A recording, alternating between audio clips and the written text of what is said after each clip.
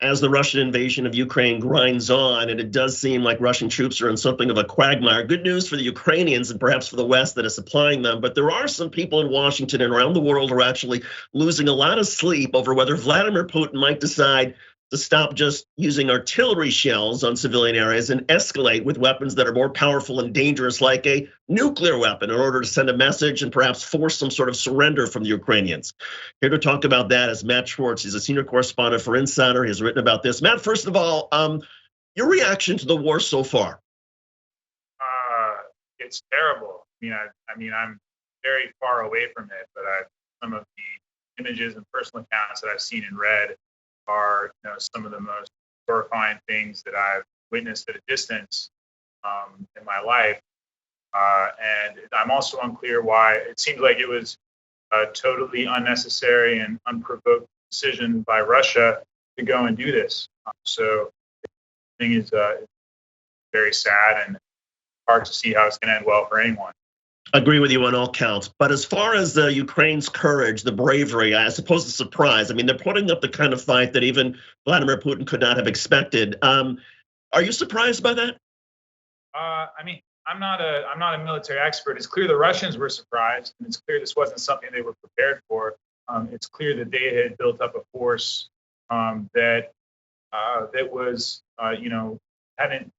was operating under the political assumption that they would be greeted as liberators and would be able to take Kiev quickly, and that Putin underestimated the desire of even ethnic Russian-speaking Ukrainians. Those people still want an independent Ukraine, it seems. I mean, they've been making that quite clear, and that was one of Vladimir Putin's assumptions going in. It appears that this would be a lot easier than it's turned out.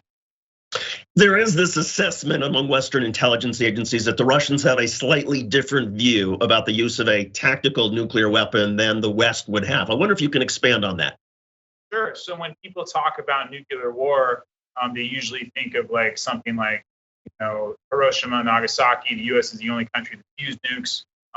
Hydrogen bombs that we have now are far more powerful than those bombs. So people think of like these intercontinental ballistic missiles, which is what we saw in Dr. Strangelove, which basically would herald the apocalypse. But there's actually a second class of nuclear weapons, tactical nuclear weapons, that are smaller, that can be used on the battlefield, that can be used to take out a military installation or an airport, and can be used. They're still nuclear weapons, and they still have radiation and other drastic effects. They've never actually been deployed or they've been deployed in war, but they've never actually been used. And that is, and Russia has a lot of them. They can be fired from artillery, dropped from planes. They can be fired from submarines. And this is something that Putin could conceivably do to turn things around and show his seriousness. And that's even an option that's officially recognized in some documents by Russian military doctrine, that if we're losing, we can use tactical nukes to turn things around for ourselves on the battlefield. That's like an option we're serving for ourselves. And is it a stretch, therefore, that if Russia finds its current options are not working, that the ground invasion, that the artillery, the rocket fire, the bombs, traditional bombs dropped from aircraft are not causing the Ukrainians to surrender, are not interrupting the supply lines? Is it that much of a stretch to think that, okay, maybe Russia then escalates and uses a tactical nuclear weapon to take out an area where the supply lines are bringing in things for the Ukrainian army, or to take out a city and say, okay, we've been bombing civilian areas with artillery fire. Now we're going to increase the damage to you. It is time to surrender. I don't think it's a stretch. It doesn't mean that he definitely will do it. The doctrine is called escalate to de-escalate. And Bill Burns, the CIA director, actually mentioned it in the worldwide threats hearing, I think yesterday. So it's certainly one of the few escalatory options that Putin has left that still, could potentially be appealing. And what would NATO do if it just happened on Ukrainian soil and there weren't any effects to any NATO ally? I mean, we've gotten every indication that NATO wouldn't necessarily do very much in response to that. Although it would really be a global shock. I mean, it'd be the first time the nuclear weapon has been used in war since World War II. Do you think that's the right policy? In other words, I know that there are a lot of people in Washington who are gaming this out, and a lot of people in Brussels and NATO who are trying to figure this out. What happens if Vladimir Putin uses a tactical nuclear weapon? And if, let's suppose it is contained just to Ukraine, okay, maybe there's worldwide condemnation, but there's not a response in kind. Is that the right approach? I mean, it's a really, really hard situation. I think people have been trying to figure out, okay, how can we be certain that this won't escalate into World War III, into nuclear war? There is no way to reduce that risk to zero so long as nuclear weapons exist. And I think so far, NATO has been very clear about what they won't do, and taking options off the table has been a means to attempt to de-escalate the conflict. And from where I sit, that hasn't worked. And that doesn't mean that NATO should escalate, but I'm not sure that they should be so upfront about things that they won't do, in response to a Russian escalation. A lot of people, when they hear the potential, even of tactical nuclear weapons being used by the Russians, think, oh my God, Vladimir Putin must just be crazy. But there's also this argument that it's not that he's insane, but that he is so shrewd that he just doesn't look at nuclear weapons with the same sort of horror that the rest of the world does. Where do you come down in terms of Vladimir Putin's stability or sanity, per se? Yeah, I think any person who's accumulated that amount of personal power and held on to it for that long is going to become a very strange individual, very different from you or me in terms of like how people around them respond to them, how much pushback are they getting, how much quality information are they getting. We see this in the United States in a much, much, much smaller way with, CEOs or someone like Harvey Weinstein. Power just makes people monstrous. Now, is Putin insane? He's clearly presented a consistent, although abhorrent narrative about why he's doing this.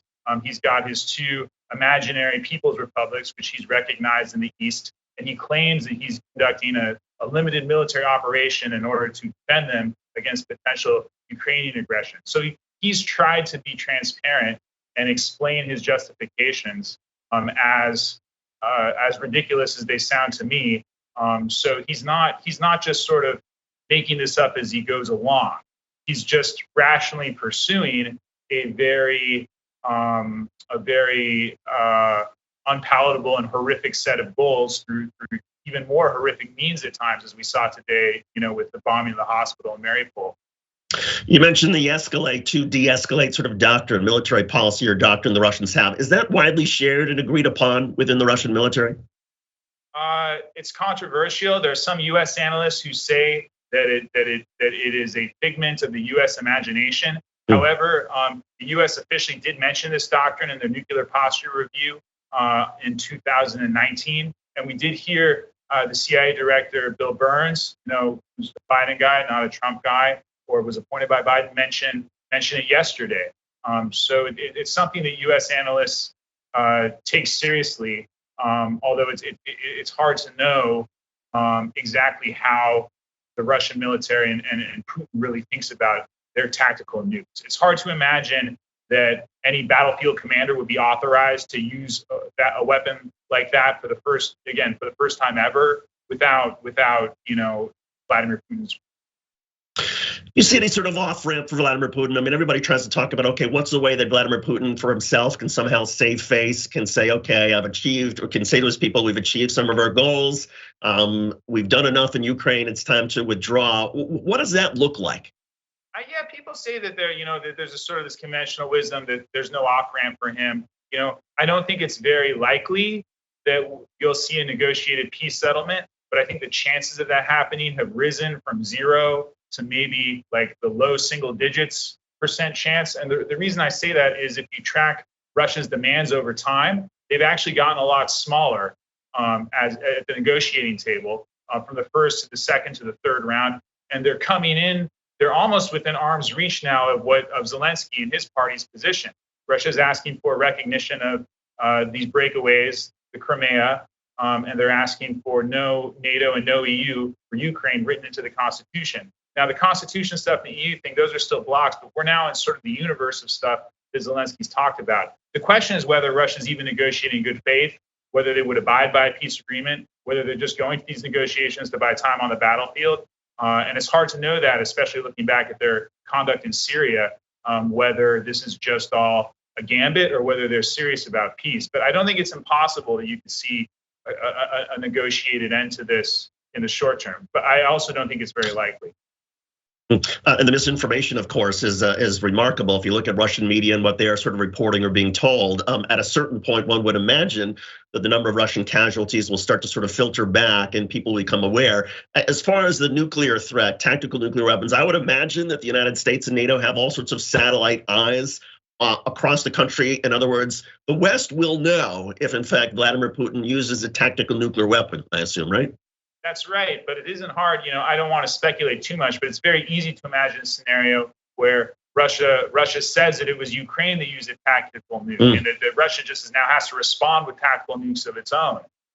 Because Russia has constantly been trying to drum up the myth that Ukraine has, some kind of weapons of mass destruction. So there might be confusion and competing narratives. I mean, they tried to do that before the invasion, but the U.S. intelligence community took those pretexts away. So they just invaded, for the sake of invading because they didn't have a pretext. But I think if they used a tactical nuke, it would be tempting to sort of build an alternative storyline around it and their alternative reality. Yeah, certainly. I mean, as you mentioned, they said that it was Ukraine that was trying to acquire nuclear weapons just a couple of weeks ago, and the Russians were putting their nuclear forces, on a higher level of alert in response to that. Well, it is a frightening situation in all sorts of ways. Are you optimistic or pessimistic about how this ends? I mean, I don't know. It's hard not to be pessimistic, I guess. There's a lot of things that could keep this going for a while. I mean, Putin has to deliver some kind of victory or something he can sell as a victory. And I don't think the Ukrainians are going to start fighting anytime soon. A couple of big questions in my mind are whether Putin would be content with some of Ukraine or whether he needs to have all of it, and also whether he would consider Kiev to be negotiable. If there's any universe where he would recognize or accept a Zelensky-led government in Kiev, is that compatible with any of the war in any universe in his view or not? And I just don't know. Matt Schwartz is a senior correspondent with Insider. Matt, good of you to join us. Thanks for doing this. Thanks for watching The Young Turks. Really appreciate it.